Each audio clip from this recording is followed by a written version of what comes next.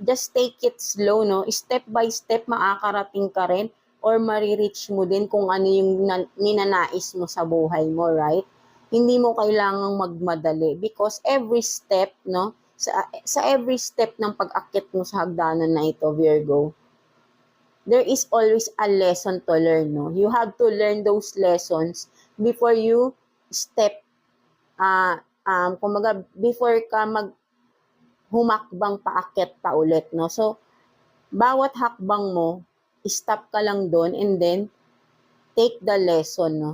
Kung ano yung ma-achieve mo doon sa step ng hagdanan na yun, no? Something like that, no? So, kailangan mo malaman yung lesson, no? Before ka umakyat pa sa susunod na, anong bang tawag doon? Step ng hagdanan, no? So, yung susunod na paakyat, right? No? So, kailangan, every step, may matututunan kang lesson dito, no? So, hindi mo kailangan magmadali because, pag nagmadali ka, may lesson, may hindi ka matututunan, no? Something like that, no? May, kumaga parang sabihin natin, di ba, pag nanonood tayo, may mga ads, no? Something like that, like this, no? So, please wag niyong i-skip yung ads, no? Right, no?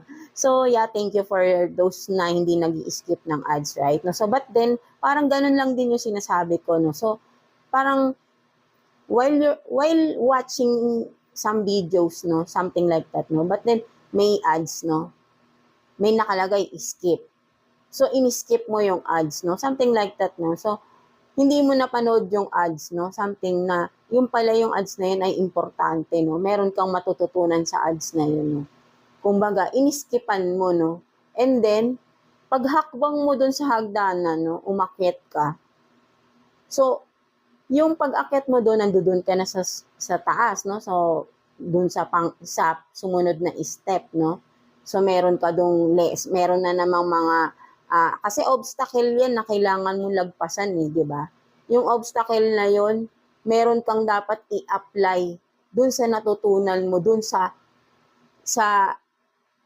baba, no? Something like that, kumbaga, umakyat ka doon sa pinanggalingan mong baitang nung stairs, right, no?